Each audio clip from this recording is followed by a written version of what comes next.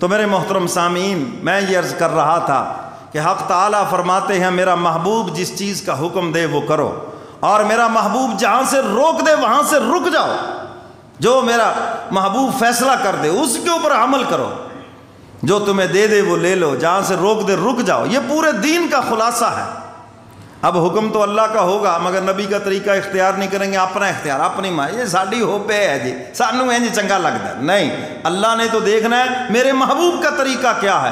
لقد کان لکم فی رسول اللہ اسوۃ حسنہ، فرمایا میرے محبوب کی زندگی بہترین نمونہ ہے، اس نمونے کے مطابق عمل کرتے آؤ اور خدا کے دربار میں قبول ہوتے جاؤ۔ اگر تاجر ہو، مولانا ابوالکلام آزاد لکھتے ہیں، اگر تاجر ہو تو پھر مکے کے اس تاجر کو دیکھ لو جس نے ملک شام میں جا کر کھجوریں بیچی ہیں، تو فرمایا اس نبی کا اسوہ حسنہ اپنا لو۔ اس وقت کے تاجر بھی کہتے تھے یہ نوجوان خسارہ اٹھائے گا، اس کے کاروبار میں مندہ ہوگا، لیکن حضور علیہ الصلوۃ والسلام نے سچائی سے، دیانتداری سے تجارت فرمائی تو پہلے سے کئی گنا زیادہ نفع ہوا۔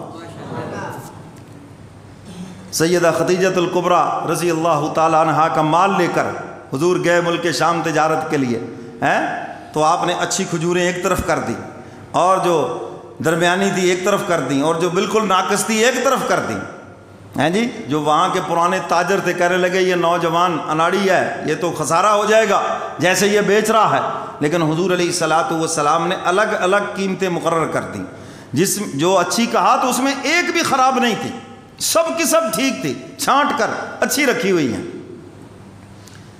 اچھا، یہ بات مکمل کرنے سے پہلے میں عرض کرتا ہوں ہمارے ہاں کیا ہوتا ہے، آگے کچھ اور، درمیان میں کچھ اور پیچھے ہاتھی کے دانت دکھانے کے اور پیچھے سے کھانے کے، اور پھر کہتے ہو جی حکمران بڑے پیڑے نے، بڑے بے ایمان نے جی۔ اچھا جی، دودھ والا جو ہے وہ اپنا کام پورا کرتا ہے، وہ لگا ہوا ہے۔ مفتی رفیع عثمانی صاحب نور اللہ مرقدہ فوت ہو گئے، حضرت نے بڑی عجیب بات فرمائی، فرمایا آج بازار میں تاجر تھوڑے ہیں، ڈاکو زیادہ بیٹھے ہیں، ڈاکو۔ حضرت نے مثال دے کے سمجھایا، فرمایا ایک دودھی آتا ہے نا، دودھ بیچنے والا، وہ اس میں پانی ڈالتا ہے، وہ جناب سٹیل کی مشینوں کا جناب دودھ دیتا ہے، وہ سٹیل کی بھینسیں ہیں نا ان کے پاس، جی آپ ان کو کہیں جی آج ویسے کہیں تو 1 کلو دودھ نہیں، اگلے دن کہیں جی 5 من چاہیے تو 5 من آ جائے گا، آپ کہیں جی 10 من چاہیے 10 من آ جائے گا۔ بھائی کہاں سے اتنی بھینسیں آ گئی؟ ایک دم سے 2 گھنٹے کے اندر اتنا دودھ تیار ہو گیا، گاڑیاں کی گاڑیاں بھری جا رہی ہیں، اور وہ سمجھتا ہے کہ میں نے شہر والوں کو لوٹ لیا، میں نے ان کو 2 نمبر دودھ پلایا، کیمیکل دودھ پلایا یا پانی ملا کے جو کچھ بھی کر کے، یہ میری ہوشیاری ہے، میں نے جناب ان کو لوٹ لیا۔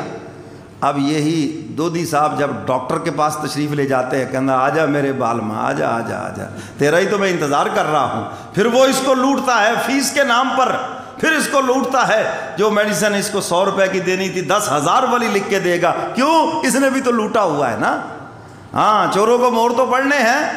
اب ڈاکٹر صاحب سمجھتے ہیں جناب میں نے بڑا لوٹ لیا اس کو، ڈاکٹر کو بھی تو اللہ پھر کسی وکیل کے ہاتھ چڑھا دیتا ہے، کوئی کیس پڑھوا دیتا ہے تو ساری ڈاکٹری نکل جاتی ہے، پھر اس کی سب کچھ بک جاتا ہے، کیونکہ ہر شیر کے لیے اللہ نے سوا شیر بنایا ہے، کوئی حرف آخر نہیں ہے یہاں دنیا میں۔ وکیل صاحب وہاں لٹے، وکیل صاحب کسی سنیارے کے ہاتھ چڑھ گئے، اس نے ان کی چھری پھیر دی، وہ سنیارا جو ہے کسی ڈاکٹر کے ہاتھ چڑھ گیا، اس نے اس کی چھری پھیر دی، جی وہ کپڑے والے کے پاس اس نے اس کی چھری پھیر دی، گویا کہ پورا ایک ڈاکوؤں کی چین گھوم رہی ہے۔ اور تاجر کون ہے؟ اللہ اکبر، جو سچا تاجر ہے، دیانتدار تاجر ہے، سچ بولتا ہے، جو سیمپل دکھایا وہی مال دیتا ہے، یہ نہیں کہ دکھایا کچھ ہے اور دیا کچھ ہے، سامنے کچھ رکھا اور پیچھے سے کچھ پیک کر دیا، فرمایا نہیں، دیانتدار تاجر ہے۔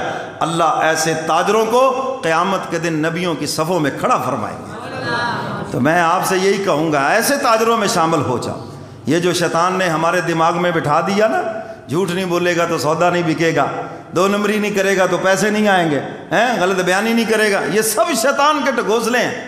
ہمارے نبی نے بتا دیا کہ سچ نجات دیتا ہے اور جھوٹ تمہارے رزق کو کھا جاتا ہے۔ نبی کی بات سچی ہے، ہماری عقل بھی غلط ہے، ہمارا مشاہدہ بھی غلط ہے۔ سمجھ آئی بات کہ نہیں؟ تو حضور علیہ الصلوۃ والسلام نے اچھی کھجوریں ایک طرف، کمزور دوسری طرف، الگ الگ ریٹ مقرر، لوگ آئے، ایک دم سے سب سودا بک گیا۔ اور جب سب سودا بک گیا اور بعد میں حساب کیا تو کئی گنا نفع زیادہ ہوا. اور آپ علیہ الصلوۃ والسلام کی اسی تجارت کو دیکھ کر اماں خدیجہ رضی اللہ تعالی عنہا نے حضور کی خدمت میں پیغام نکاح بھیجا ہے. سمجھ آئی یہ بات کہ نہیں ہے؟ اور آج ہم بھی دیکھ لیں. حضور علیہ الصلوۃ والسلام، اس بات کو بھی کر دیتا ہوں 1-2 منٹوں میں. حضور علیہ الصلوۃ والسلام نے فرمایا تم میں سے اچھا وہ ہے جو اپنے گھر والوں کے لیے اچھا ہو ہے، اور پھر فرمایا کہ تم سب میں سب سے زیادہ میں اپنے گھر والوں کے لیے اچھا ہوں. بیک وقت حضور کی 11 بیویاں موجود ہیں اور کسی ایک کو بھی حضور سے کوئی شکایت نہیں. ایتھے ماشاءاللہ ایک کدی ہے، ان سے بھی پوچھ لیں تو میرا خیال ہے کہ ریکارڈ کوئی اچھا تو نظر نہیں آئے گا. کیوں جی؟ میں زیادہ تو نہیں کہتا، کوئی اچھا ریکارڈ نہیں ملے گا. تو اس لیے بہت سے لوگ دوستوں کے لیے بڑے اچھے ہیں، رشتہ داروں کے لیے بہت اچھے ہیں، بہن بھائیوں کے لیے بہت اچھے ہیں، مگر بیوی کے لیے بہت برے ہیں. اللہ کے نبی نے ان لوگوں کو برے لوگ قرار دیا ہے. یہ کان کھول کے سن لو. فرمایا تم میں سے اچھا وہ ہے جو اپنے گھر والوں کے لیے اچھا ہو. اور پھر حضور نے فرمایا تم سب میں سب سے زیادہ میں اپنے گھر والوں کے لیے اچھا ہوں. تو میرے محترم سامعین، یہ حضور علیہ الصلوۃ والسلام کی تعلیمات ہیں.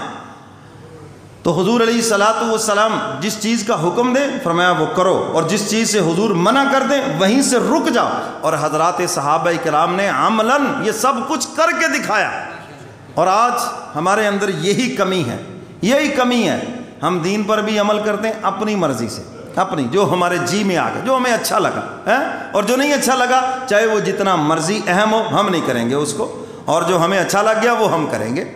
وہ چاہے دین کے نام پر کوئی بدعت ہو، چاہے کوئی رسم ہو، چاہے کوئی خرافات ہو، چاہے کوئی عیسائیوں کا طریقہ ہو، چاہے کوئی یہودیوں کا طریقہ ہو، ہمیں اس سے کوئی سروکار نہیں، ہم وہ کریں گے. اور کوئی ہمیں سمجھائے تو ایک گڑا گڑایا جواب ہے کی حرج ہو گیا جی، کی ہو گیا جی، کیا قیامت آ گئی جی. بھئی یہی حرج ہوا ہے، آپ نبی کا طریقہ چھوڑ کر نبی کے دشمنوں کا طریقہ اختیار کیے ہوئے ہیں. تو کل حضور کو کیا منہ دکھاؤ گے؟ تو میرے محترم سامعین، سارے دین کا خلاصہ حضور کی اتباع ہے. اگر حضور کی اتباع نہیں، بظاہر وہ کام جتنا مرضی اچھا ہو، اللہ کے ہاں اس کی کوئی قدر و منزلت نہیں. اللہ نے محبوب کو نمونہ بنا کر بھیجا ہے. تاجر ہو نبی کی تجارت کو اختیار کرو، والد ہو تو فاطمۃ الزہرا کے ابو کو دیکھ لو کیا تربیت ہے اپنی اولاد کی. اور اسی طرح فرمایا اگر حاکم ہو تو مدینہ کے اس حاکم کو دیکھ لو، اپنی رعایا کے ساتھ کیا حسن سلوک ہے. فرمایا حضور علیہ الصلوۃ والسلام کی تعلیمات ہر شعبہ زندگی کے لیے موجود ہے. جب آپ اتباع کرنا چاہو گے تمہیں نبی کا طریقہ اور نمونہ ملے گا. اللہ مجھے اور آپ کو قرآن و سنت پہ عمل کی توفیق عطا فرمائے. وآخر دعوانا